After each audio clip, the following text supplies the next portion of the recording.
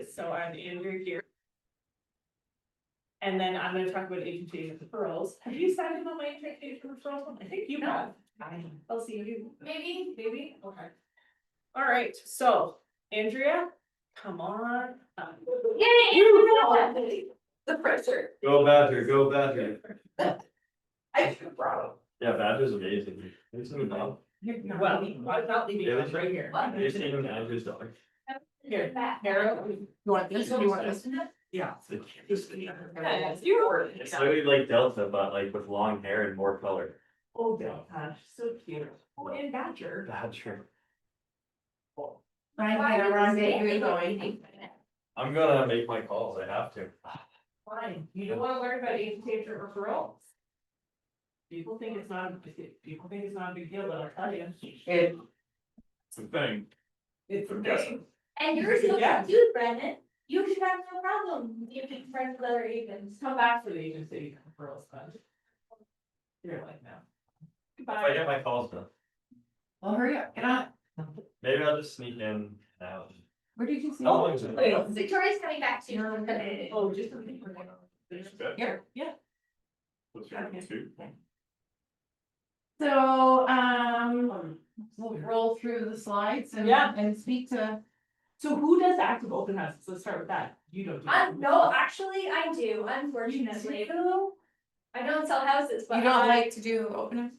No, sorry, not that I don't like to do them. I do them because they're, I do them, that's great there. And I know LC's been doing open houses, and is it Michael? You got it. Yes.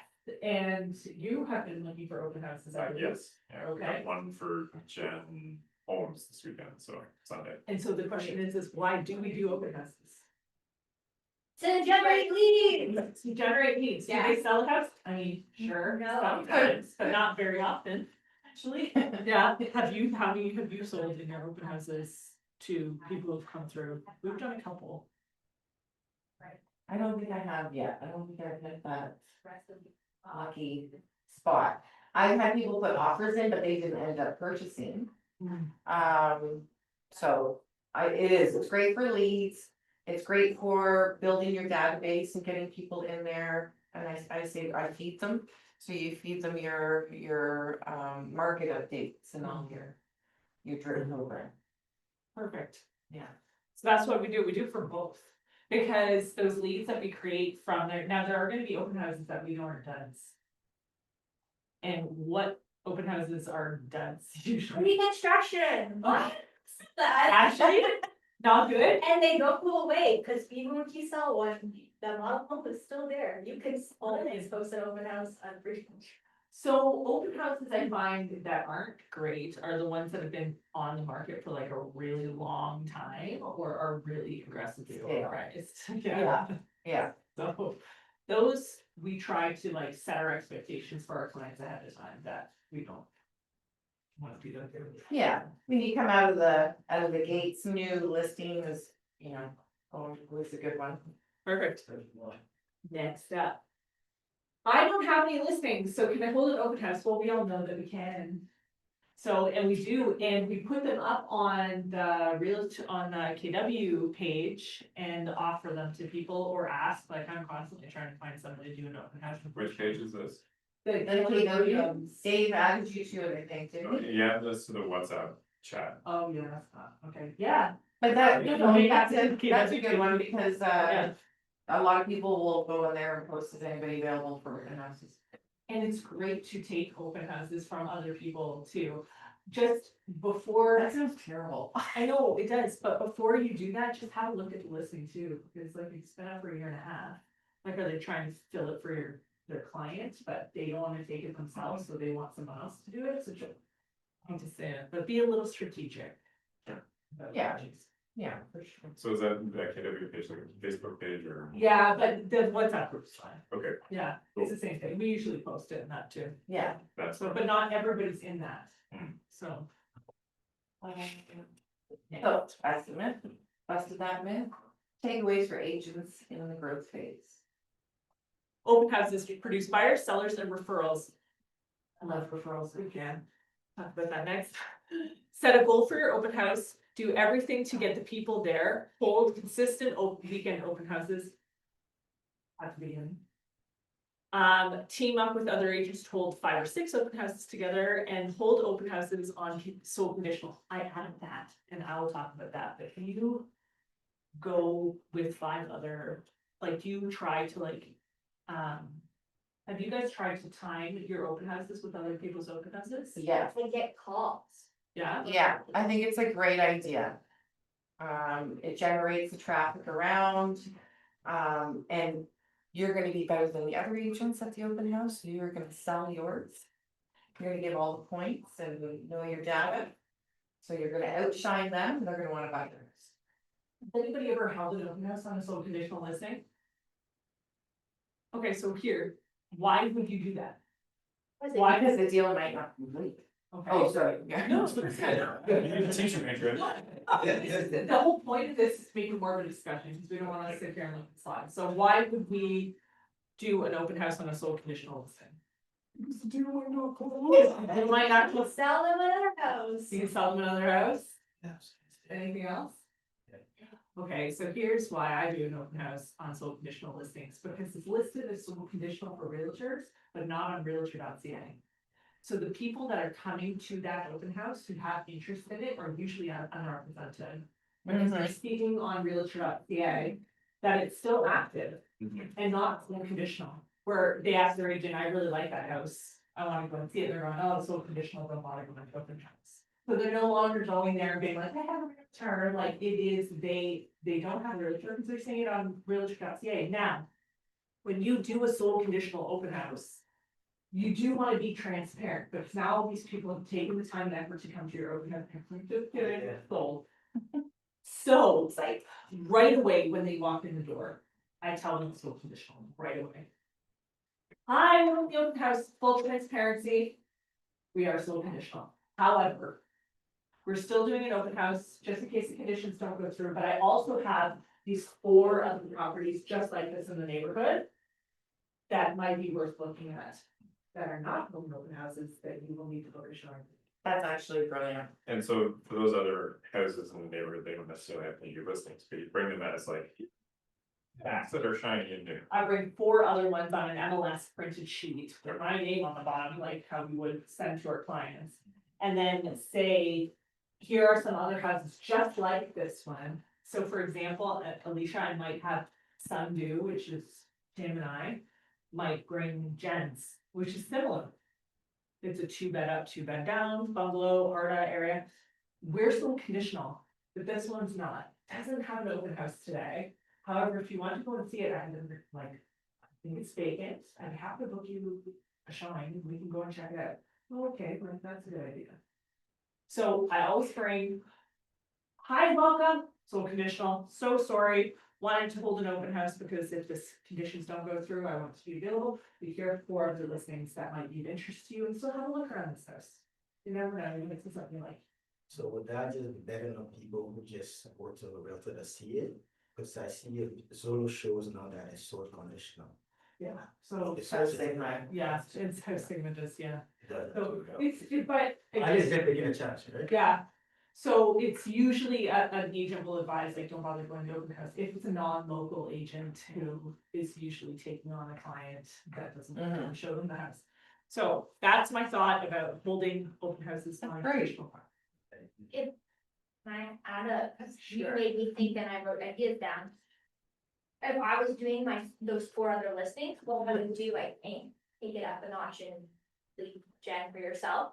Was I think I would go to my website, find those listings, but pull the links to my website.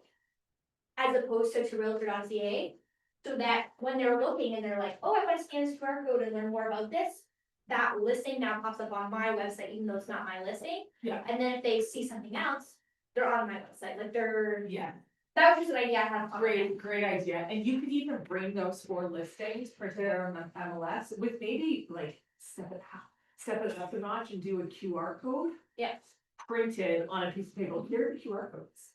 Scan this, and it will lead you to the website, and it's gonna lead you to those pages that are branded to you, to you. it doesn't say it's. So and so's listing, it from their end, you're not taking credit for it, but there's no way to contract the listing agent. It's DDF to you, yeah, so it's not to you, that's a great idea. Yes. So, before preparing for an open house, one, set open house goals.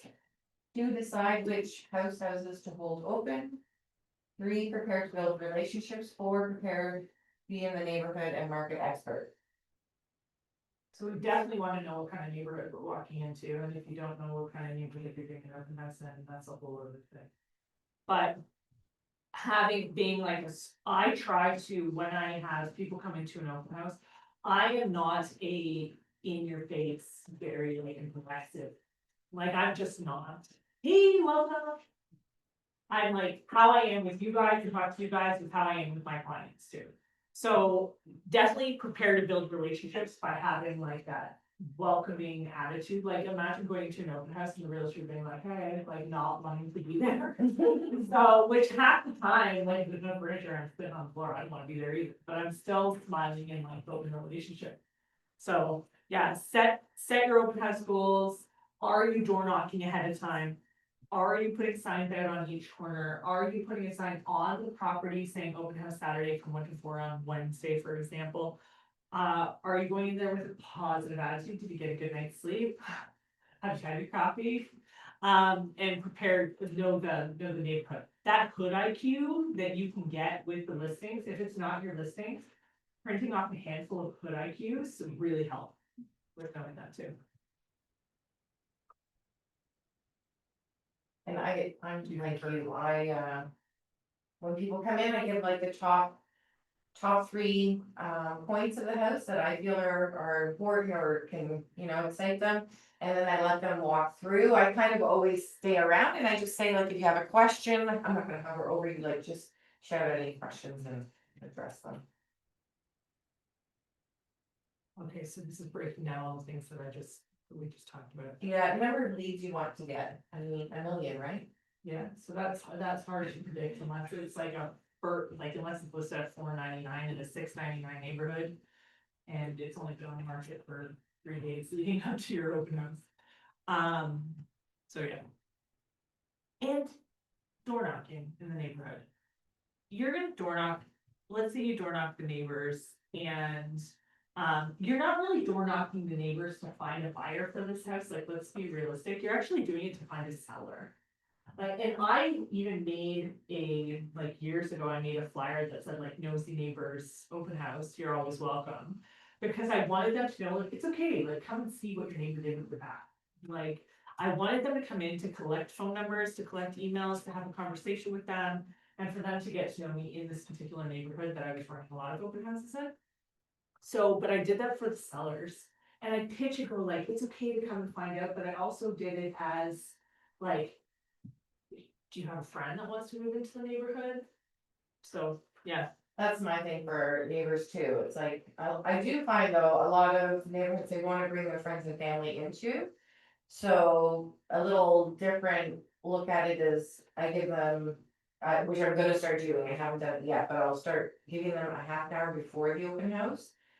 Your special time to come and see and get them in, and it does, maybe those nosy neighbors that are just simply nosy neighbors.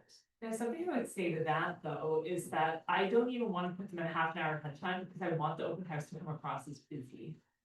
So even if it is busy to, everyone who's coming in, so even if it's the neighbors coming in at the 2-hour open house time, I would feel like I want it to look like neighbors are coming in and not just give them like 30 minutes ahead of time. Best nightclubs always have a lineup. Pardon? Best nightclubs always have a lineup. Yeah, a bouncer, we gotta get bouncers, right? Well, Like- this is the 10 p.m. Did everyone go to the thing in What? I don't know what you're. Brain. Allison, help me out, yeah, what's the guy who did the thing in? Oh, jeez. the AI? Yeah. Yeah. Yeah, there was a bouncer door there, it was like. ooh, this is Oh, interesting. yeah, the security Oh, John for Lee. John Lee. Yeah, yeah, him. So everyone That's was, security. No, I it's think the it was just venue. the venue, yeah, there was Yeah. security. And I There wonder, was. Yeah. I also wonder if it's mandatory, like if he's got a news ride or whatever, that people have to stand up when he comes out on stage because they're filming and all. Remember how they made us like stand up for that? Like, okay. Oh, there was a stand lot up, of guys. cues. Yeah. And they, but everybody, you had, it was a concentrated spot in the audience, so that way there was no empty seats in any of their video shots. Yeah, Cool. very Yeah. orchestrated. Very orchestrated. Yeah. The bouncers. Nighttime open houses, bouncers. Anything on dump off. Too many houses on dump off. Yeah, start paying people to come to the open house. Decide, so Perry again, decide which houses to hold open, is the house in a high traffic area, does the house have special features, is the house in a desirable neighborhood, bring property comps? I think that one's important, I think you should do a comparison before you do open house, so that you can speak to other listings, speak to that house, what they're offering, that they're I have a question. What makes an area desirable? good schools, parks, the lifestyle living. How many bums are on each corner? Yes, safety. I'm not even joking. It's the truth of the matter is what Right makes it a good neighborhood, how safe is it to walk through at night? Are you comfortable with your kids riding a bike down the street? Like, is it okay for them to run down to the neighbor's house without supervision? When I think what makes a good neighborhood, what's the safest neighborhood for my children? So, like, The high rise. yeah, community. I can even get past a not like amazing school if it's a good school in like, or a decent school in a good neighborhood. Do I want a better school? Absolutely, but I think what makes a good neighborhood would be like how family friendly is it? We also see bad neighborhoods that start off, started off not great in Barrie that have gotten better because of the price point change, right? So when I first, does everybody live in Barrie here? Yeah. Where do you live? I look right, Sorry, I'm going to get good. like in between wide on Humboldt. Oh, yeah, see, So, like- I'm Springwater too, so Barrie, there's, for example, Letitia.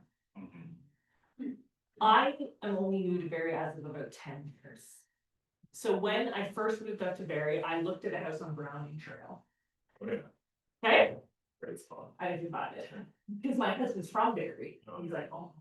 No, we're not buying a house on Browning, but it's such a nice house, I'm like, I don't care. So.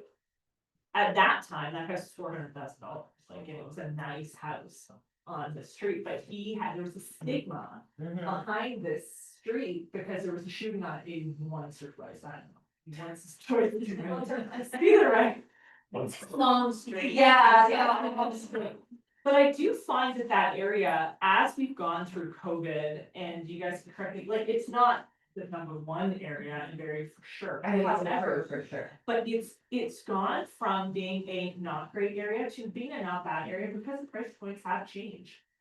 I've also found with the migration of people coming from the GTA who had agents that didn't know the neighborhood. You ended up with really lovely families unknowingly buying in that area, not knowing that it was maybe a dodgier spot. And so then that turnover also, I think, helped change the neighborhood. I like that word. It's a I good word. work out my diaries that way all the time to her backwards. So that kind of neighborhood could be investors. Mhm, So a lot of it's rentals. an area Yeah. investors would not provide. But then you look at places like the area around RVH, so when you look, that actually is like 40% rentals. Mhm. And there, it's not, it's a lot of students, but it's not a horribly bad area. It's just not an area that people like, but you go south of Steel Street and it turns into $1 million homes. So we're talking like a block or two difference between a 40% rental, but since it's all considered the East End, places like the big ass houses on Johnson's Beach are considered a 40% rental ratio, which you'd think wouldn't be a good area, but like Shanty Bay and those Right there. little triangles are beautiful. Yeah. Yeah. Beautiful, and Puget and Codrington's the highest rated school in Barrie. It actually, For like over 20 years, it's been rated. so Codrington Street, but then again, you've got St. Vincent, and then you've got Codrington down here, which is like, okay, but then Codrington here, and it's like, okay. But I think it's like the Toronto people coming out, cause I live in Toronto, when I look at Barrie, like those things, that division is. Fine, like, you know, you're used to in the city. Having a mix or having like, okay, the other side of the road is. Yeah. You know, a new neighborhood, kind of. Well, they used to say like the south side of the tracks is like not a nice neighborhood, but then I grew up in South Mississauga and the south side of the tracks was like the neighborhood to live in.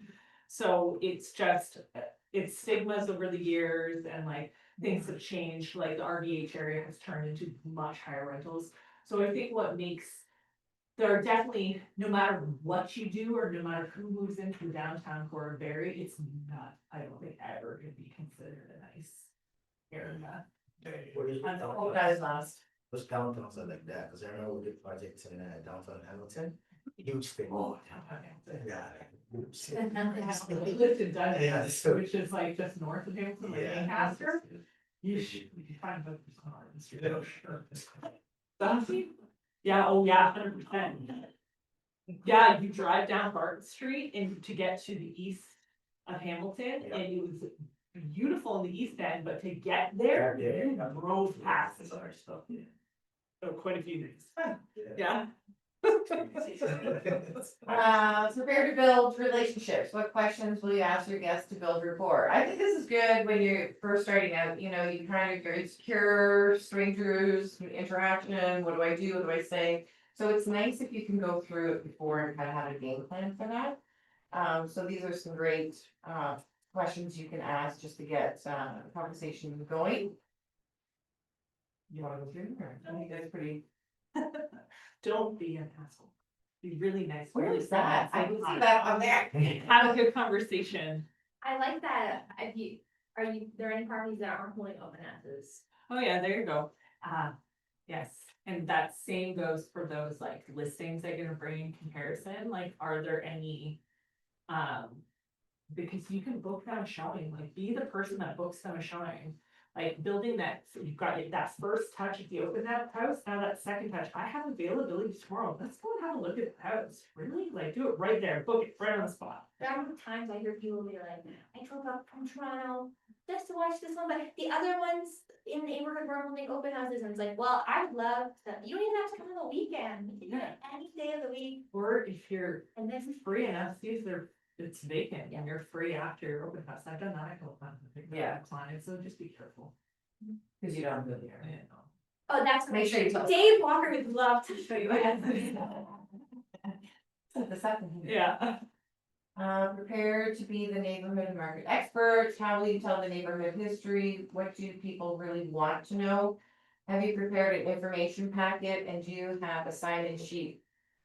With the right questions? That are writing the question? Yeah. With the- So this is- It's a typo. That's a typo? Yeah. I didn't do it. Well, it's- Should be Might right on. actually. Correct question. So, yes. So when it comes to doing an open house, like when you go in to do an open house, does everybody know what the Fraser Institute is? Yeah, I've seen it. Yes, the Fraser, rating for school. the rating, school ratings, Fraser Institute. It will tell you what the ratings are for secondary schools and for elementary schools in a particular area.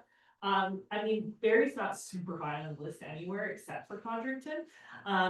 But having a knowledge of what the local school is, how good the rating is for that particular school, bringing that hood IQ with you, that information with you. Is it on the hood IQ? Pardon? Would that rating be on the hood IQ? It's not rated, it just tells you what's in the area. Yeah. But it's, That's so great. most of the schools don't really have any, they don't have that much good rating. No, So, Barrie don't I don't actually. know what you're like, to be honest. No, I think pretty much Simcoe, cause I've looked, checked in this. Yeah. They are not that great. Okay. I mean, compared to like the city, like if you go to like Markham, like King, these are. I really think there's only like two in Barrie that have like incredible. Yeah, I think there's one. For 7.5, Codrington and Monster something. No, I think Okay. there's one on the, The southeast ones, that, do they don't, not, Big park area. I looked them up recently. And, Difficult that there's a squirrel in the area. Rank them in there. Sunbury Harbor, sometimes it's- Wait, Or in there, yes. at the bottom of the barrel, this is the best Yeah. and worst. In rankings, you can just say rankings. So it really to know what school is in that particular area is really important. Because if, for example, like you get into Springwater, so let's go do an open house in Springwater. Cameron Estates, everybody knows Cameron Estates? Cameron Estates are all those like, if you go down Seaton Road, it's all those like $2 million plus houses, and then there's another subdivision next to that, which is in the like mid 1 to 2 millions. And then you go up higher to Snow Valley Road, and you've got the Priest Estates and another one, but then there's Bud's Mill, which is right across the street from Priest Estate. So all of these houses are in the Minnesing District School, except for Bud's Mill. There's 6 streets in between, farther away from Portage View than all of the Cameron Estates, and they're at Portage View. My school's green, 8.2. That's, is it? Hewitt's green. No, Hewitt's green. Hewitt's? That's pretty high. Thank- Yeah. Thousands of kids are bringing up That's Yeah. definitely No, high. I thought it was, I hadn't checked in like a long That's time. higher than I think Codrington. No, Codrington is 8.3, That's and we're Minnesing. 8.2. That's Minnesing. That's probably true. I don't think so. Really? Minnesing and Forest Hill, which you think are pretty high because the budgets are. What's the school called? Surrounding, is it Minnesing catchment Central. areas? Yeah, they're good catchment areas, and I don't think that they're, I think there's, that is something. 6.7. Yeah, so I was saying. big- And They today, might even have higher station Forest Hill, which you think would be. It was big points, right? Sandringham, Yeah, maybe, yeah. So knowing your Forest school Hill should district. be good. No. There's better, Minnesing, I think. That's where my kid goes. Forest Hill, Where? Yeah, my daughter goes. Forest Hill? Yeah, my niece are Minnesing. that would be. You're in, Okay, well, how can you fluff that for people? You say it's the best school. Right, yeah, go by ranking, not by. Or you just point out that the school is a close distance to the house, you don't Because- even say the ranking, you just say, look it. yeah, so Minnesing and Forest Hill are known for being like quite good schools, and both of them aren't ranking very high. How would you say? But it's done by test Yeah. scores, right? It's not necessarily. Oh. I took my town was very low. No, it's What, for back? You know, but knowing your school district is not Really? good That's for your what my own kids have houses, moved on. but it's good for your clients too, because like if you have a client looking in the Snow Valley area. A lot of them want the Forest Hill or the Minnesing Central School District, so to find out that if you buy in Bud's Mill, you have to go to Portage View. Like right away, they're like, oh. And so I actually had a client decide not to look in that whole subdivision. You'll notice the value, the difference of value of houses in the Bud's Mill. If that's strong to be at a certain school in that area, that's a Yeah. strong driver. Yeah. Buyers, like, yeah, So so know- this credit, the know whole your neighborhood. school- Definitely know your school district.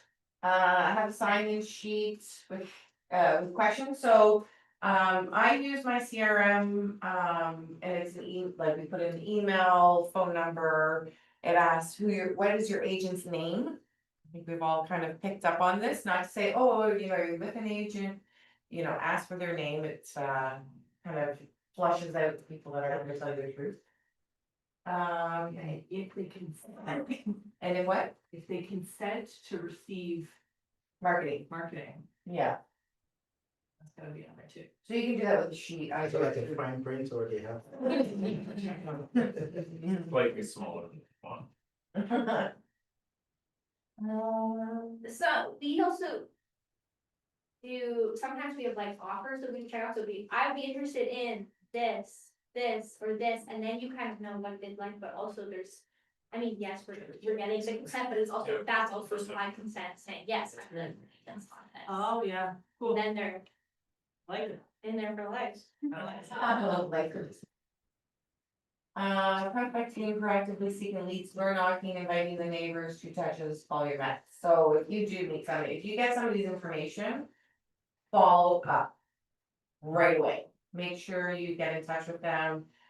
And I'd like to send an email and text to say that I sent the email because my email, if it's a Hotmail account, they don't like to play together and they don't get my email, so. But nurture them from, start feeding them.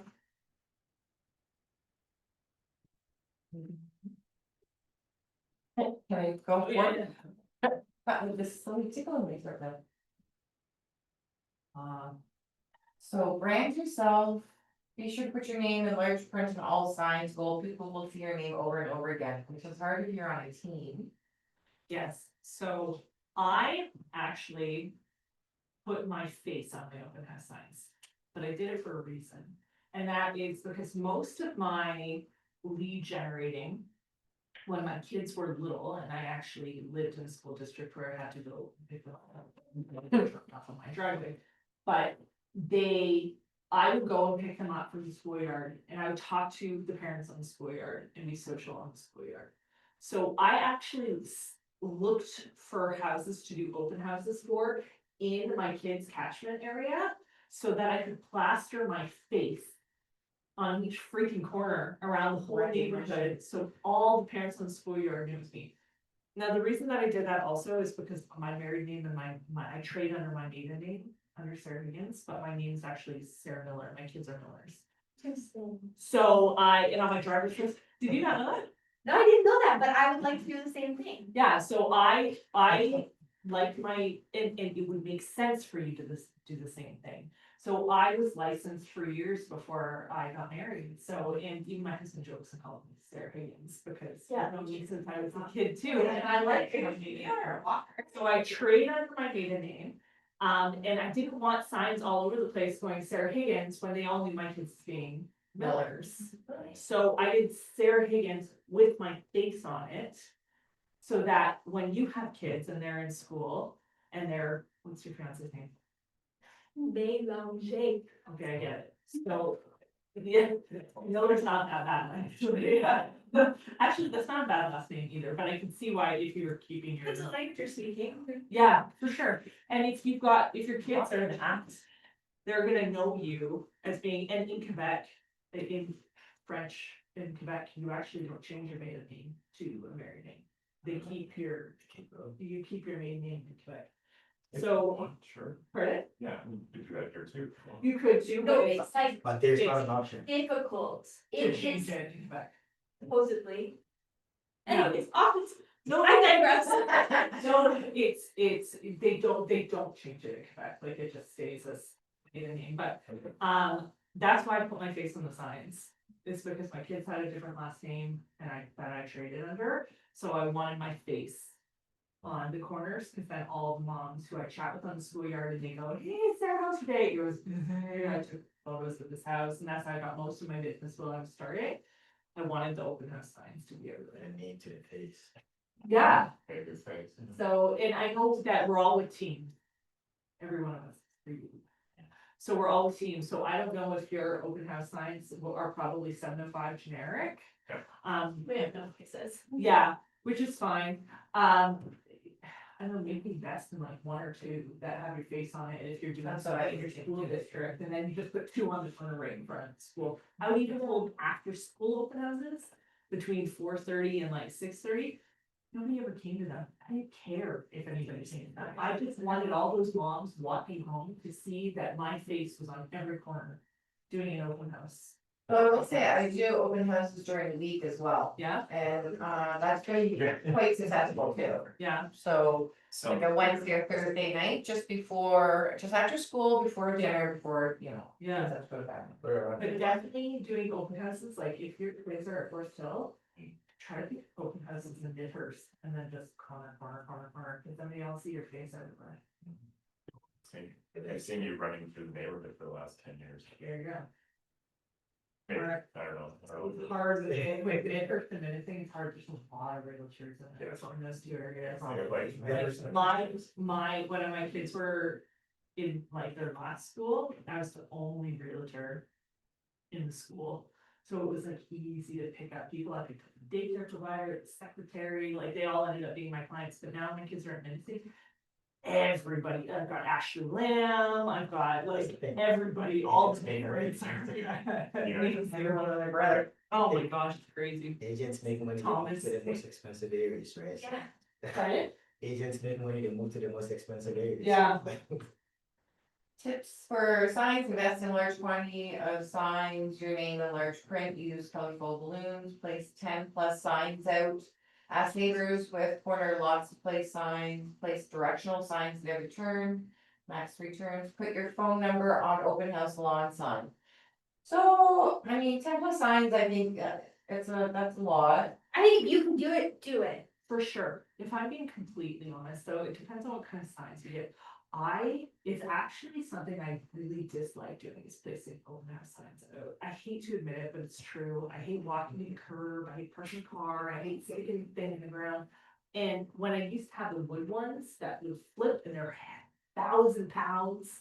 Now they're like the metal ones that I can like spike in, which are better. 10+ signs, yeah, if you can do it, do it. Directional I signs put are out really great. everything from direction from Main Street, if it's only for, You pay someone to do it, pardon? you pay someone to do it. You can only put them out right before and take them down, so you literally be paying someone. Yeah, it's not like a Richmond Hill where you just have about. Of course. Right.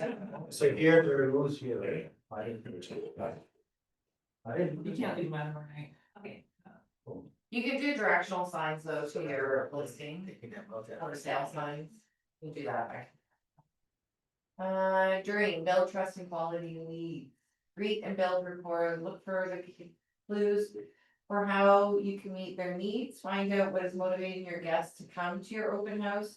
Ask about their family and school needs, ask what, where, why, when, and who questions. We kind of covered a lot. Covered a lot of that, so.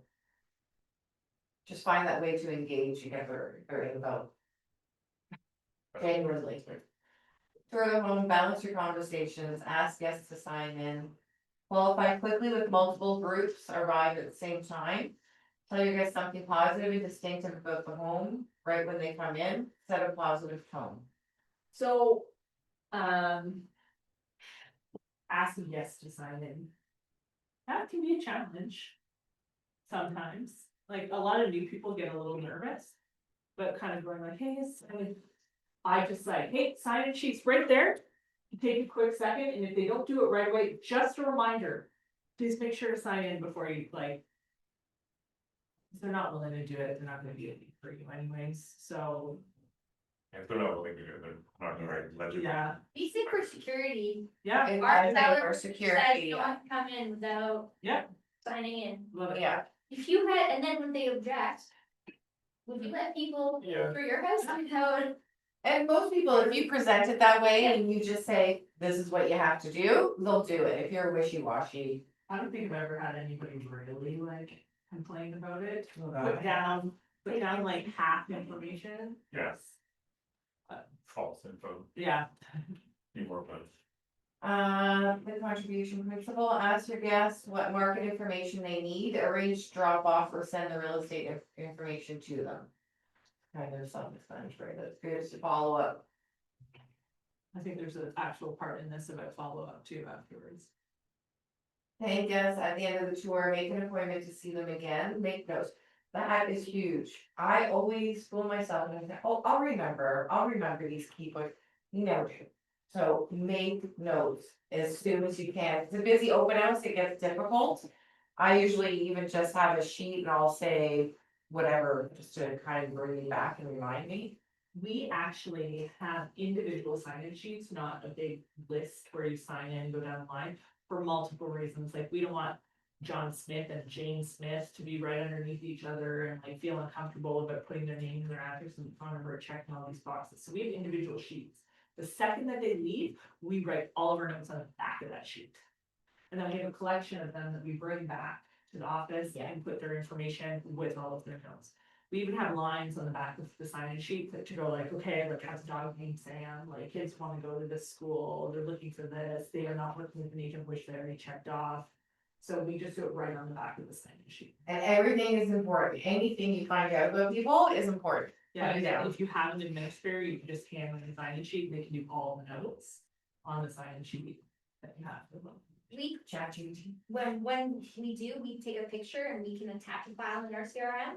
Yeah. And so many times I've been trying to reach out to somebody and the email is bouncing and then I'm like, oh, Oh, I whoever like put that. this in, it was an error. I like that a lot. You put it in the CRM, the picture. Good idea. Activities when no guests are present, make calls, send notes, email, and work your database. Russian. Kidding. Candy Crush, I don't know what you. I agree. But yeah, it's a really great time to, if it's quiet, to do your lead gen. We should be doing minimum of 2 hours a day of lead generation. And if you're having an open house, that is a 2 hour a day of lead generation. If it's dead, they'll make phone calls. It's a Saturday, like everybody's home. You're at an open house Make your phone calls, anyways. make your follow-up, check on people, see how they're doing, like, Yeah. I tell the guys, always bring your laptop, pop it open, have a seat, and start making some phone calls. Utilize that time. After follow-up. The one main action step follow-up, update your database, follow up with the seller and listing agent, follow up with guests, follow up with visiting agents, so. All really good points, and I think it's super important. You definitely need to update your database and start. Building it, so. You call the agents, the client went through the open house today. When you get a chance, can you provide me some feedback, and I'll keep you in the loop if we get any listings. Feedback can be put down, but you're not sure. My first client was actually somebody that came through an open house and, we had a chat. And I said, oh, well, you know what, I'd be happy to set you up on a search for what you're looking for, blah, blah, blah. Anyways, I called him the next day and they ended up hiring me and they said you were the only agent, they had been to like a gazillion open houses and they're like, you're the only agent that actually did call us back. Oh, cool. So it is really, it's so important. It's my turn. Integration. What? 36, 12, 3. So that's the end of the open house. My first one. Where do you want me to go? Stay here, or stay down, oh, no, you can. I'll do No, the no, clicking. sit down, I can do this one, or you can do the clicking, it's up to I'll do you. the clicking. Agent, Happy. oh, no, I have. Oh, it is, it's being recorded, meeting is being recorded. Oh. But I don't Oh, think. I'm glad. No, I think Oh, there's one one person. person. So. I'm a big nerd, as you can see, I've changed it to agent relationships. So I am a really big advocate for healthy agent to agent relationships and having, it will get you business even if they're local. So that's what I'm going to talk about today and the importance of having these healthy relationships with other agents. Okay. Untapped resources, we can switch this one. And again. Okay, giving and receiving referrals. So we'll start off with this, just the absolute basics of agent-to-agent referrals. Has anybody done an agent-to-agent referral before? You have? Okay, perfect. Anybody? Alicia, have you? Sorry, can you repeat that Have question? you done an agent-to-agent referral? Yes. Have you done an agent-to-agent referral? I have it, but it ends up, we ended up doing it off. the boat. Oh, Yeah. Tisk, tisk. I didn't hear that. Typically 25%. Everybody's like, you can do it for more, you can do it for less, but it's typically 25%. We can refer a client to anybody all over. Florida, you'll get a lot of them, different provinces, so we all have different forms. You can refer them to different countries. As far as everything has come, as far as I know, it's usually always around 25%. You're gonna maybe have a little bit of a result if you're talking to someone in an area that's only about $125,000 houses that they're selling compared to ours. But the agent to agent referral is connecting with that agent, finding the agent that's right for your client, and then sending the referral out to them for 25% or receiving refers. Is there anything stopping you from offering more or less? For your. Like, I mean, like, the 25% is not fixed. is No. it? No, in fact, I have done it for more, and I will touch on that too. So when we can skip to the next one. Okay, so it says referring agent 15 to 30%, these are all the like different pros about receiving referrals and cons of receiving referrals. Most of my business, 80% of my business is agent to agent referrals. Isn't that amazing? Yeah.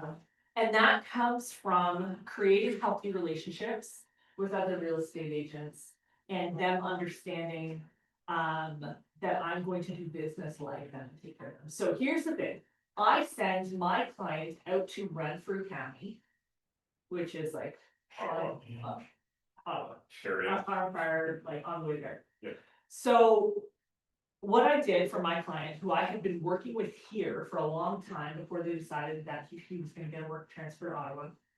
So I called 3 agents local to Ottawa that I just threw it out there. I was like, I'm gonna call 3. I didn't just hand 3 agents to my clients and say, here's 3, pick one. I called every single one and was extremely transparent with them.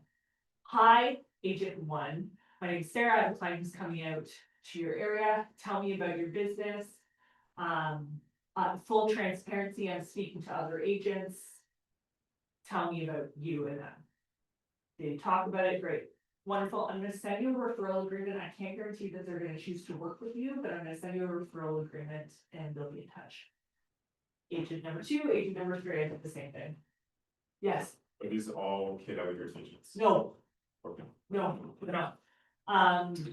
If you're not the best fit, I don't care who you're with, yeah. So, and then I called my clients, who I love, and I said, I've got a list of agents, I'm gonna send you an email. And I sent my clients a dating profile of all 3 agents. This is agent 1, he likes long walks to Canadian Tire, he's been doing this for this long, he's a country boy, he's lived in this area for a while. He's young, I think you might like him for this reason. This is agent number 2. And then I did her, she has good connections, she works in this area, this area, this area, she's got a large team, yada yada.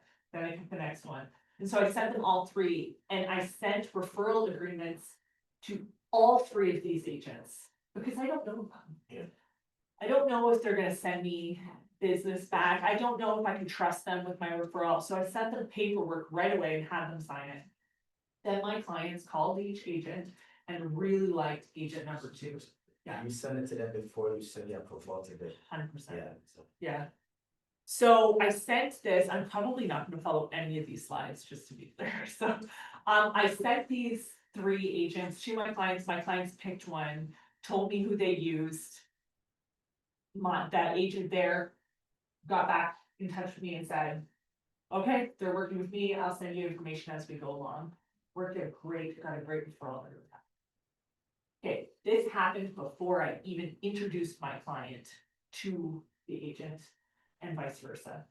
Referrals happen prior to the transaction. I have once been given, I had an agent call me and say, I have a client, he wants to sell his house here, I'm not taking a referral, don't worry about it. I sold the house closed. Who sends me a fucking referral agreement 2 weeks later? Sorry. Oh, I swear it was on the slide. but that's it. Thanks. He sends me a referral agreement 2 weeks after closing, I've already been paid. He was from out of province, and I guess he didn't realize how much 25% on the $1 million thing. Sends me a referral agreement 2 months later. That is the one and only time I have not honored a referral agreement. And the reason I did that is that knowing that I was taking care of one of his family members, I actually reduced my commission for that family members to reflect what a referral would have cost me. And I told them that, and he still sent me a referral agreement for 25%. And I did not honor that referral. And there was nothing that ate me more than not honoring a referral, because I am the referral queen. But he told me no. Then he sent it to me after, that should have been done ahead of time to reflect going into that conversation with those clients. Anyways, I will never get a referral from that guy again, I can guarantee, which sucks. You're not gonna refer to him either. But I'm not referring to him at, in fact, I knew what brokerage he was at, and when I sent a referral out to that that area, I made sure not to use brokerage. Because Yeah. it put such a horribly bad taste in my mouth. Yeah. So, Was, is is there anything he can do after the transaction closes to fight you for that compensation? No, because he sent me the referral paperwork Absolutely, I agree. Okay. after, and it was, like I said, like it ate me up because I really pride myself on being like an honorable person with that. It was just not a fair way to handle it, and I've done enough to know that that's not how you handle it. So it was, that's how that hurt. The other mistake that I made when I was very first, Question, yeah, before you go to that, so would that make sense now, let's say in case you get an agent from out of town, to say, hey, you know, okay, the commission might be this amount. sorry, repeat the question. So, cause you're saying, because he didn't really know the price of the homes here. Yeah, So it made him change his mind after, so would that make sense that moving forward, if you were to get another agent, a different part of the province, maybe in an area where the prices are very low. To say, you know, hey, if they say no, but you know, okay, the commission might be this, but 25% will be this amount, just for the relationship, I'm listening, I based on don't, experience. yeah, I guess you could. I think moving forward, I probably would. Like I had the agency like, no, I'll only take 20% recently, and I was very adamant about, like, no, I will give you 25. And I pushed for that 25, and I think that came from that person saying, because it wasn't that long ago, it was only last year. It came from that person saying, no, I don't want one, and me going, oh, okay, great, like, you know, they're a family member, just take care of them, to, oh, guess what, 25% on $1 million commission, on $1 million listing. Is actually probably more than he'd ever make off of one in the East Coast, like, Yeah. so that sucks for him, but like. Cause I'm looking at this as the bottom line being that you're trying to get that relationship, right? with Yeah. People, so anything you can do to make that relationship. Right. So based on your example, for instance, I've learned something, right? I guess someone can say, hey, even if they say no, I say, well, 25% will be this much, Yeah, right? So, I mean, then at least, you know, you've done your part, right? for sure, but that's the only time I've ever Yeah, really yes. had someone say I'm not taking. I have, there was one other instance that I've made, and this is where I'm going, like, you're going to, this all stems from introduce them and have a conversation with them, give them options, we have to give them 3 lawyers. Why would we have to give them 3 realtors? So that's where that conversation kind of happens. That being said, I don't always give them 3 realtors depending on the area. I do have a go-to for Hamilton. I do have a single go-to for Newfoundland. Like, because they're the most like me, so I usually only send them 12%. When I was very first licensed, and I mean, I was a few months in, I have a very wealthy uncle that used to live on Lake Ontario in Oakville.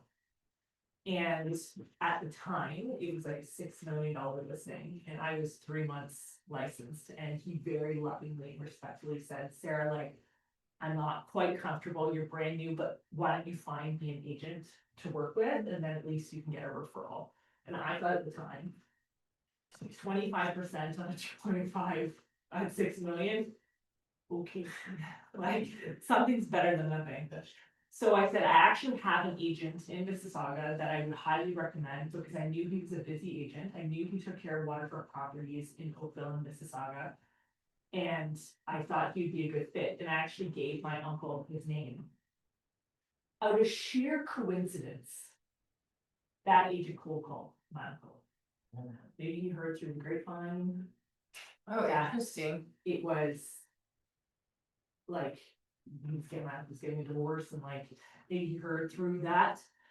That agent cold called my uncle. That agent did not know me. I knew him as being a very well-known agent in the area, which is why I gave my name to my uncle. So my uncle just thought I had called that agent and gave him the contact.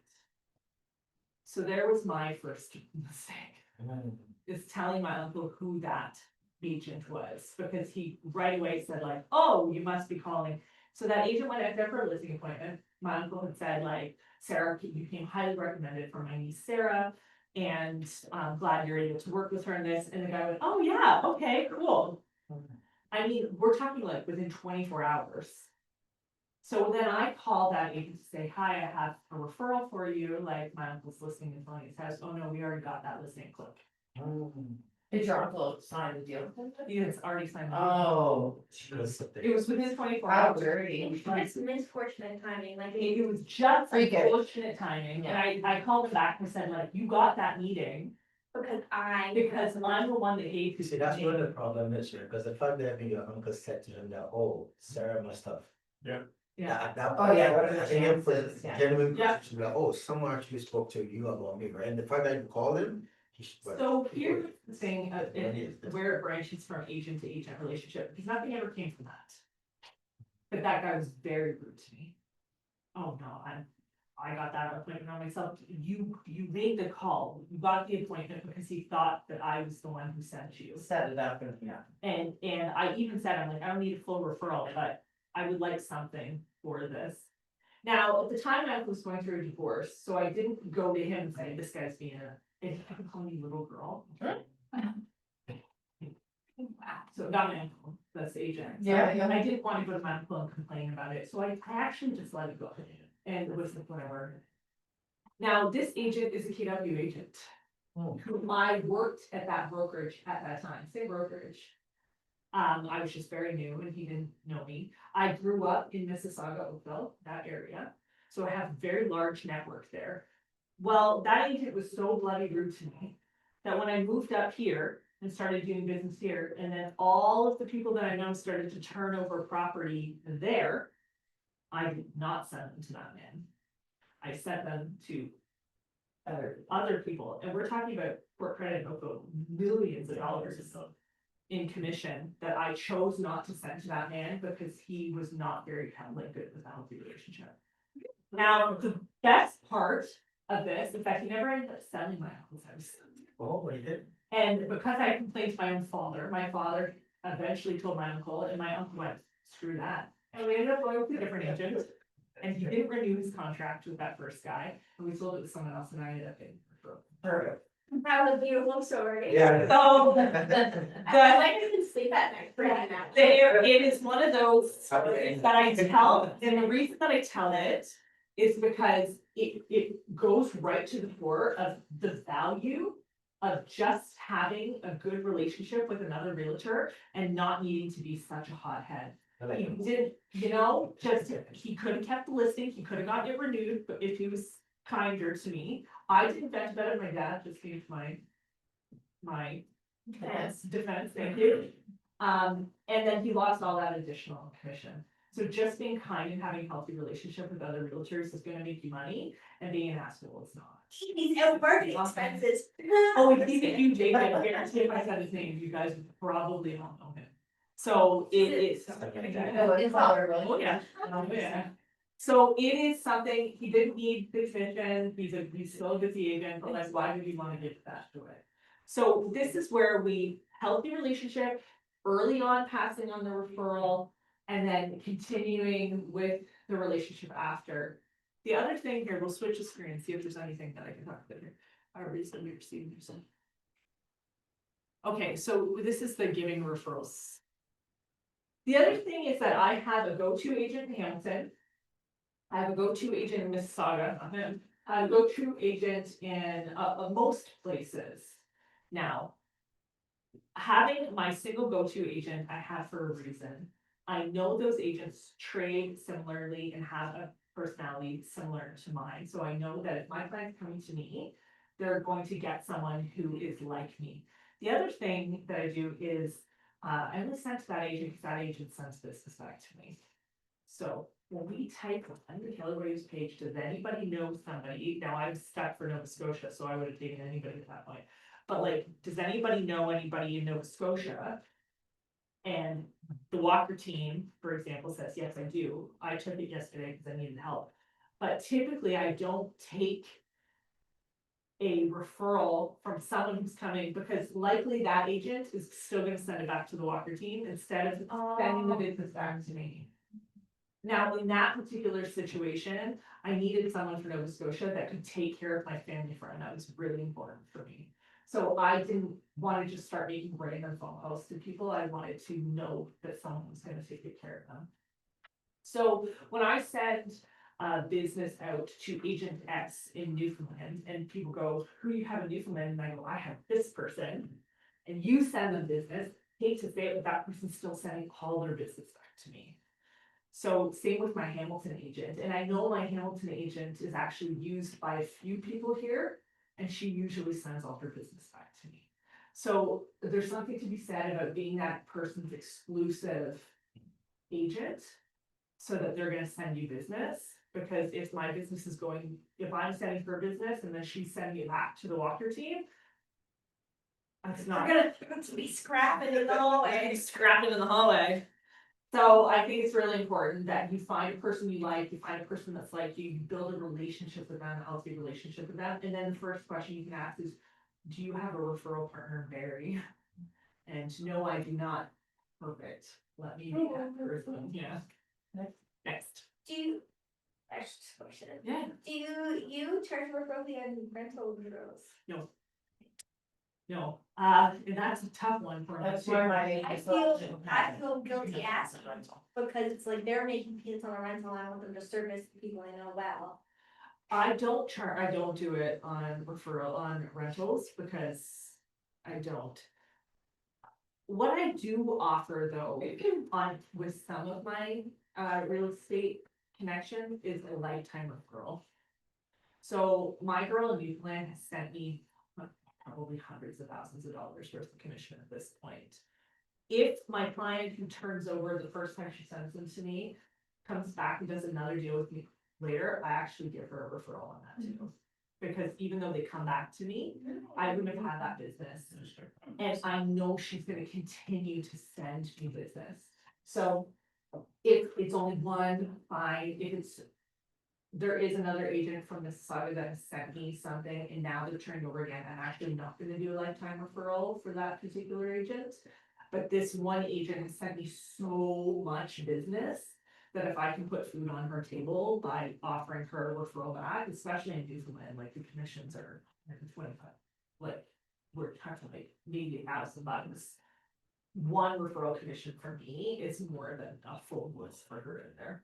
How long do you think it took you to get to that point where you have such a large referral base? Oh, so that is teaching these classes and being a part of the brokerage and coming in. And Alicia's really good with you coming into the sessions, you offer to teach the sessions, you're building a reputation for yourself in the brokerage. Because I'll tell you, the referral agent that I had in Newfoundland used to work here.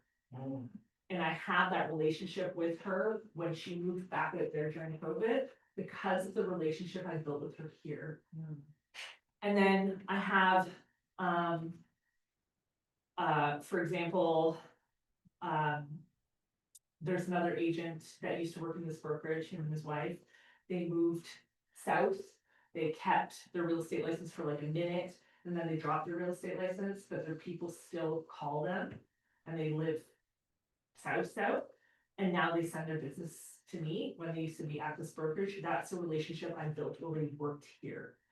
And that's where the agent to agent referrals and the agent to agent relationship crosses over because these people send me their business because I had a good relationship with them here as a local agent.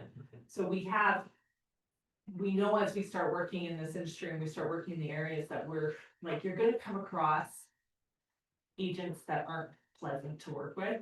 No, You come on. build yourself a reputation for it. Like there's a handful of them that we're all like, oh, we gotta be with this guy, like. Why would we want to be that person? When, if you get. A Toronto agent coming up, for example.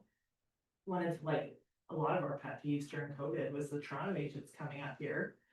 And there were on occasions, realtors up here kind of being short with these Toronto agents. But let me tell you, that when they get too busy to trade in Barrie, where are they gonna send their business to? So I had one lady who came up from Toronto and she did a deal on one of my listings, she brought the client. She loved the fact that I was so nice to her because everybody else who she had tried to do business with up here was short with her because she was the Toronto agent. And when she got so busy in the city, she started just sending me her referrals. The same thing happened with an offer I put on a seller's house. He came back to me and he ended up giving me the buy from that seller's house because I was pleasant to him. when he was a Toronto agent. So like, there is really something to be said about just being kind to people and being helpful, and we want to get a deal done for our clients, like I wanted my seller's house to sell. I just had another listing where an agent, she's from Oakville, and she couldn't get up here for 4 days after. And we had like 16 showings the first week, and I was like, I don't think the listing's gonna make it until Thursday. Do you want me to show the listing for you? She's like, you do that? I'm like, yeah. Why not? I wanna sell this house. If I can get another offer on it, great. And it built something with her that if she gets so busy and she doesn't wanna do this, I'm gonna be the person she calls. So, That's a good trust. yeah. Built up. Cause you guys have a little podcast or interest. Yeah, it's a good. Yeah, it's a good I'm idea. here for support. Yes. Yep. Win-win relationship. Having an agent in your database means, okay, so. I do a lot of like windshield time with calling other real estate agents, you know how like we all do like.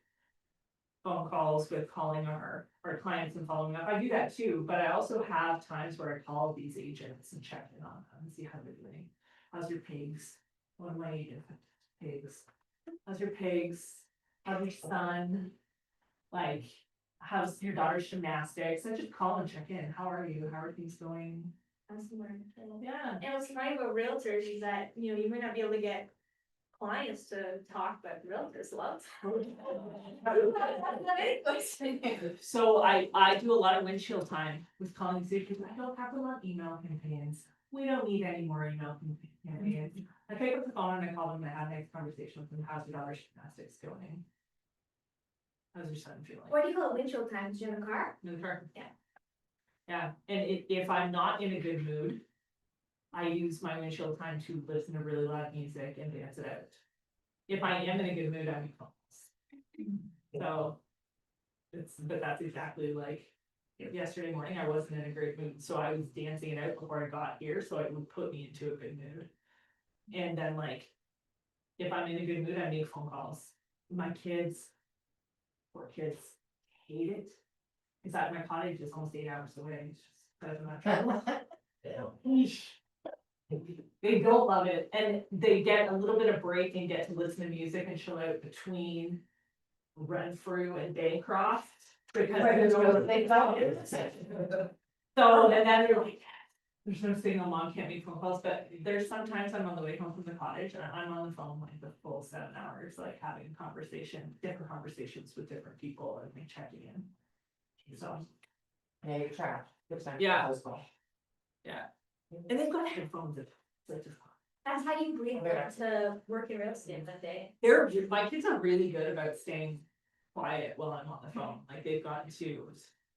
We'll see how the next one goes, but like this, for now, my kids are like, the kids I have now are really good about, pardon? Not that what? Yeah, no, they're really good about that, so. Hey, be quiet, this is confidential, don't listen. You think they're not listening until one You day, know, they hear everything. one day you're gonna be like Oh my, arguing and they're gonna be objection handling you.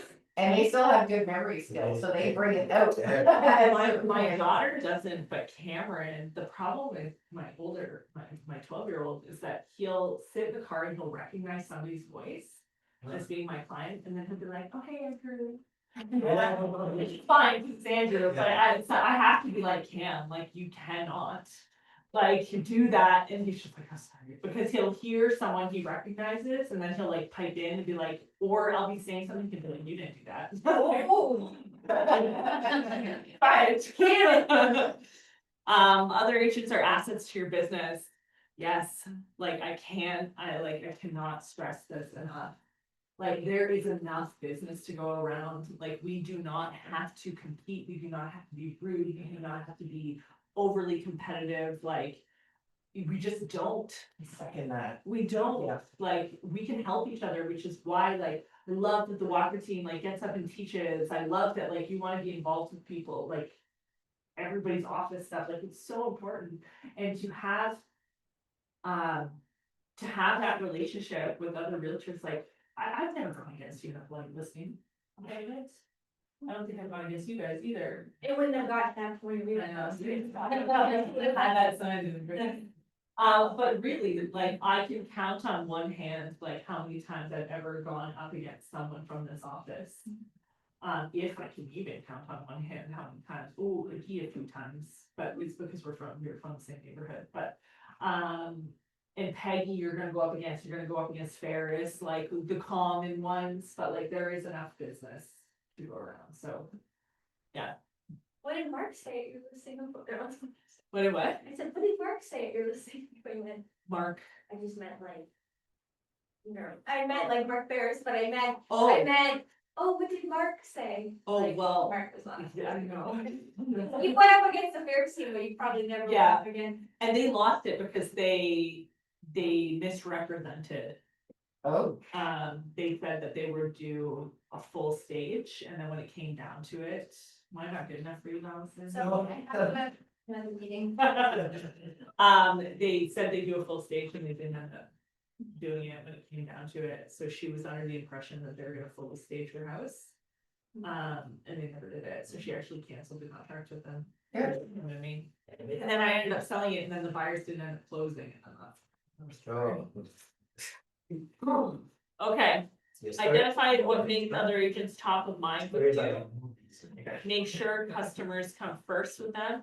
So transparency, having a conversation with another agent and then saying like, this is my thoughts on this, and being transparent with me, keeping me in the loop for how they're gonna be taking care of my clients.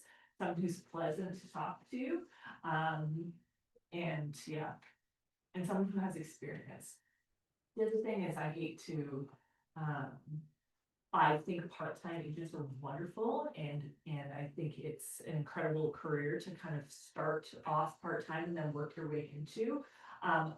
However, I try to do my referrals to agents that are full-time agents, not because part-time agents are incredible. Are you part-time? Well, yeah, at the moment. Okay, for now, but, What do you no, do when you're not in real estate? It's a secret. Oh, sorry, I was just thinking it's interesting. Sporting goods, your local outdoor expert Oh, cool. on anything sporting goods related. That's I sales. worked for a sporting goods store too for a long time. Yeah, it was for RFP Athletic Locker in Mississauga. Oh, okay. They were Brookstone, Patarone. Yeah.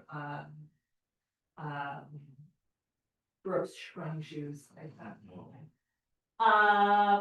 So, and the only reason is not because the part-time agents aren't amazing, it's that, the experience in having those, it's just when it comes to other clients, I want the experience to be really good. That's it. Part-time thing. That's the one that would be the Yeah. skill.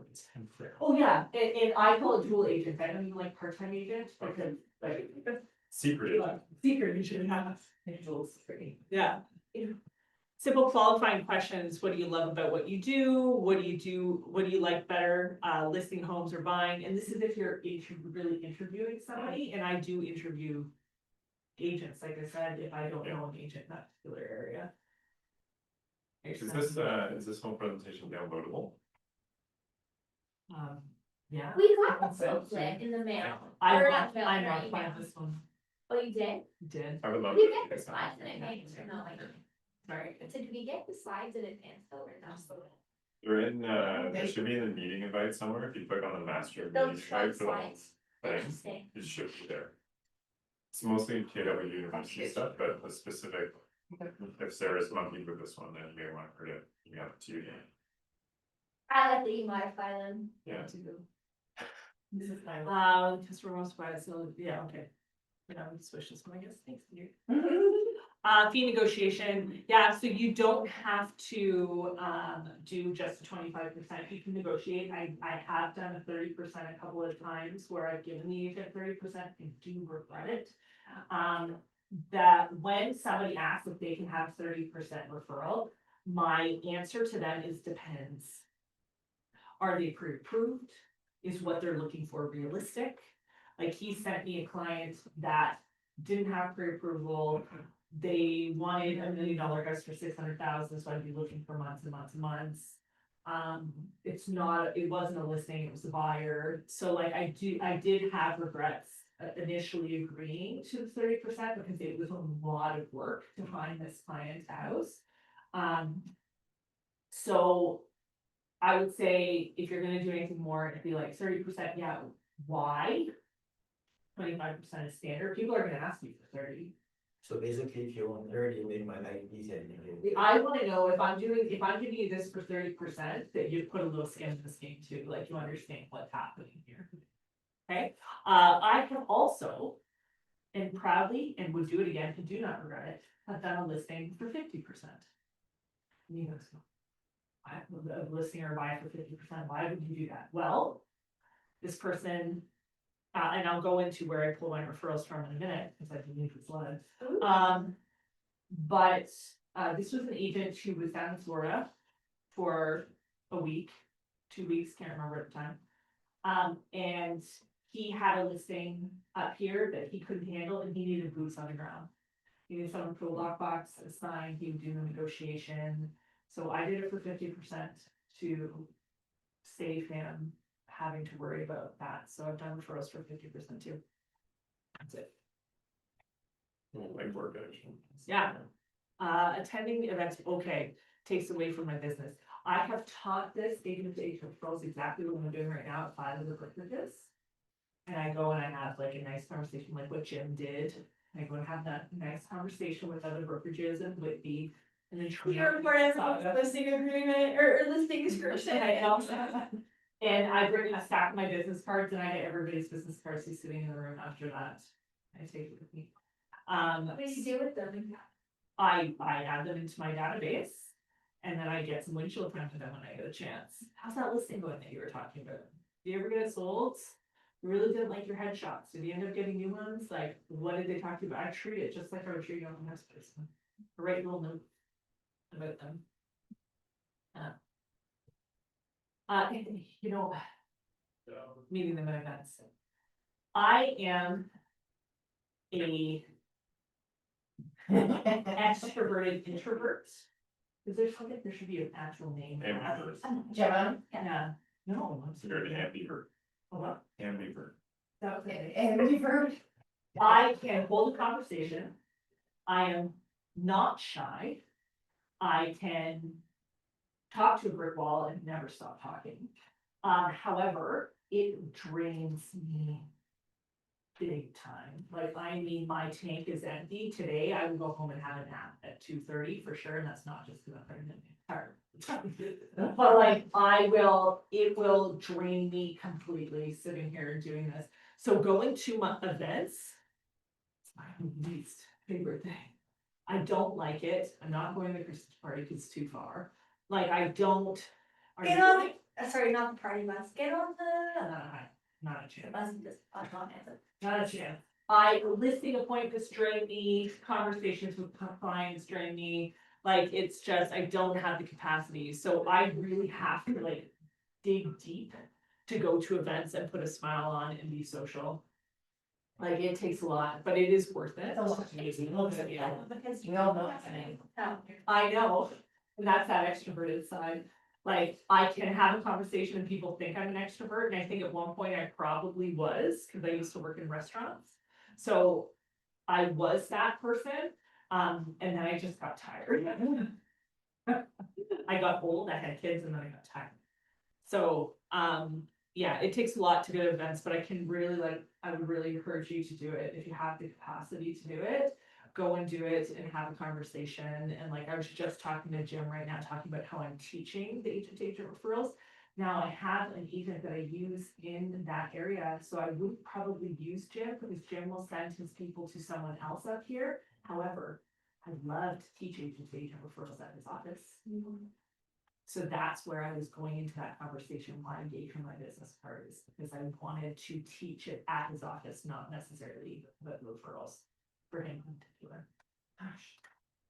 Didn't realize it's like how, like, yeah. Market after the event. We don't do that, guys. I call people, follow up, see how they're doing. That's it for the focus. Over time. Yeah, it costs too much to stay in touch with agents. No, pick up the phone call, have a conversation. Why? Big friends, yeah. That's a terrible thing. Maintain the relationship. No, you can switch it. Stay in touch. Again, this is what we've been talking about. I have gone to, okay, leave it here, this one's important. Nope, Excellent, thanks. I have such a good relationship with one of the agents that I actually went to Disney with. Oh, really? Like, I created such a good relationship that we ended up meeting in Florida at Disney World, and our families went to Disney, and then every time she visits here, we always spend time together. I went as her husband was sick, so I went as her date to a wedding once, like, we became friends. And that's a person who sent me a lot of business, so. This is my favorite slide.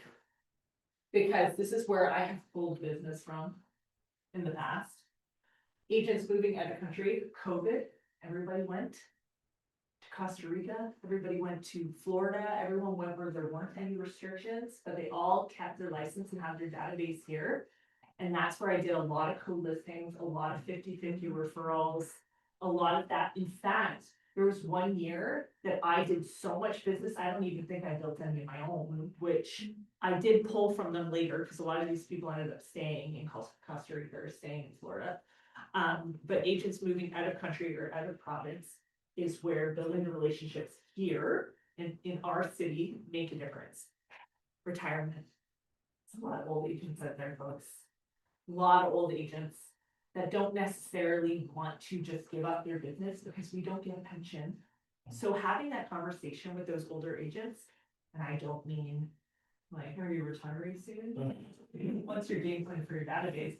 But that is one of the reasons that I have a relationship with Andrew. Andrew's retiring in a few years. He's got 7,000 people in his database. And so that was the conversation that I had with him, and now I work on his team as somebody who will be taking over some of his business one day. So having a relationship with these agents that are on their way through retirement and just going, I have a proposition for you. You're ready to retire. Okay, why don't you hold on to your license? You don't have to trade anymore. I'll do the business and continue to send you a referral, and you can sit on your beach in Florida. Okay, so having those conversations with those older agents and just be sensitive about it.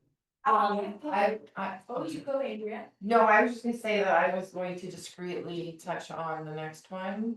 Maternity Review. leave. Yeah. So maternity leave, Since it's out in the open. there are a lot of people that, a lot of moms that wanna have some time to themselves. And don't necessarily wanna give up their business. And an example of that is Michelle Terzis before her husband was licensed. So Michelle Terzis has been in the business for, I don't know, like 8 years, 7 or 8 years.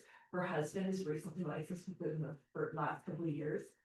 But before that, when she had her first son, she didn't have a licensed husband, and she did not want to trade. Michelle still doesn't want to trade, her husband does most of it. Michelle and I had we have a very good relationship, so what we would do is we would co-list. Her and I would co-list, she was at a different brokerage at the time, we co-list the listing, we'd split it. Her admin would do a lot of my stuff for me, so I didn't have to write up the paperwork or do this and that. She would, I'd be using Michelle signs, I would be doing the open house, she would be referring me the admin, so she basically didn't have to do anything, and we split the commission. And that was just because of the relationship I built with Michelle, so someone's going on that leave again, the like, have you considered? I have about 7 people to leave Sure. on, yeah. Sure. So, that is something that, and I'm looking over there because the picture's on the wall, that is something that I would highly recommend having a conversation with. Someone, if you're not on a team, you're an individual. I cut you off, Opie. Oh, I was gonna talk about retirement. I've been in the room where my dad has been in an open house for another agent and said, I heard. He just Yeah. has a way of saying it, but he said, I heard through the grapevine you're thinking about retiring. Not true.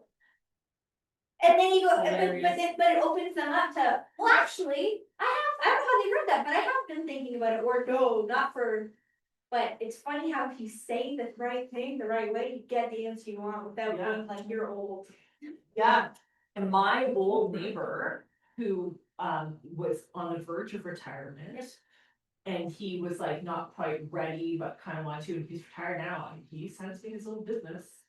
Like, he called me the other day, if it was no longer licensed, he called me the other day and asked me how much I was sold around the corner from him. he still sends me his clients. So, snowbirds, these are my favorite old people, I'll tell you. They go down south, they wanna stay, I just wanna have retirement, but only be half retired and come back. Come up with an agreement with them, yeah, it doesn't have to be like just refer me your business at 25%, like that's ideal.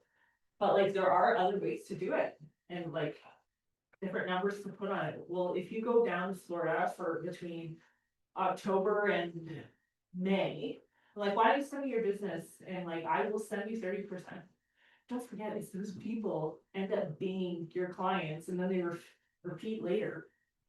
So, we'll go back. Lifetime referrals, I kind of talked about that with my one agent. I only really do it with her. However, the agent in Hamilton that I have, she does lifetime referrals with me too, because I lived there, so like, it's a lot of like family and relationship. One-on-one relationships, I can't remember where I was going with this, I wrote that one a long time ago.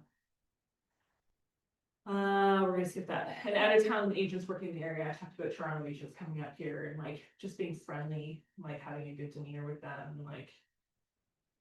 Yeah, it makes a difference, so, yeah. Surgery too, when you were talking maternity leave, people who need to be out Yeah. on commission for a certain amount of time. So the other thing about the agent-to-agent relationships, about dealing with local agents, is it makes your negotiations easier. It makes them a lot, if you would think, like, what do you mean it makes it easier? It just does. I have gone into a $1.2 million house with my clients only having a $10,000 deposit, but that agent knows that I'm a respectable agent, I know what I'm doing, and that I'm not messing around, and they've let me slide with a $10,000 deposit on a $1.2 million house, where it probably should have been 30 grand. Because they respected me and knew that I was like good for it and I was gonna be honest and transparent. And that has happened a couple times. So trust the job will get done, overall smoother transaction, easier to ask for extensions for things. I have a great relationship with Brennan Clemens, who's on the Clemens Harris team. I have a great relationship with him, and like there's been times where I've had to go to him and ask for like decently long extension, and he's just like, yeah, like, okay, like, cause he knows that I'm gonna get it done. Now, he is originally, when I was living in Mississauga, who I refer my business to in Barrie, because I sent it to Brennan. So, you get a good reputation and profit share, they like you enough and they wanna come here. And your relationship with them is good, like you get a profit share from it. So the good reputation, I think, is like the most important thing. If there are certain agents that I see on a listing that I'm like. Okay, or I. Where that happens with like everyone, like Nikki's are like, oh, this little estate agent. And then it shows them, they're like, good, having luck. Yeah, or I've gotten showings booked on my thing and they're like, "God damn it. Please don't like it, please don't like it." Not actually, but like it is, if you have a crappy reputation, like people don't wanna do business with you. So what is this? Is it like they're rude or? Oh, Yeah, like stuff, like what is it? yeah, so there's one that doesn't, I'm not gonna say names. Probably if you've done any business, we'll know who they are. One of them does not call you from their number, they'll only call you from blocked numbers, you have no way of getting over that. She's a secret agent, and she's rude. One of them, like aggressively talks down on women. Sorry, I've had that a It couple happens a times lot. and it's like, Yeah, that's a hard one to there's deal with. one in Midland that she's been in the business for like 20 years, and she's not great, tell you. And she's like, will be like, I've been doing this for 30 years. And you should be doing this, and I was like, then you should know that. Like, and it, School. yeah, you get scolded. And then there's some that are just rude and feel like they need to come at you Yeah. in negotiations. And then a lot of Toronto agents I find are on the ruder side, and it's not their fault. And the reason I'm saying it's not their fault, and that's why I feel them with kindness, is because there's so bloody many of them. Yeah, It's $75,000 each, like 75,000 agents in that one city.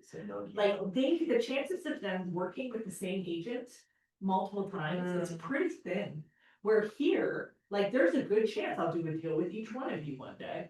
Like, maybe not now, but there's a good chance I'll do a deal with you. And so in Toronto, I feel like they feel like they need to come on really strong to be like really aggressive and like stand their ground. I had one Toronto agent that kept on coming after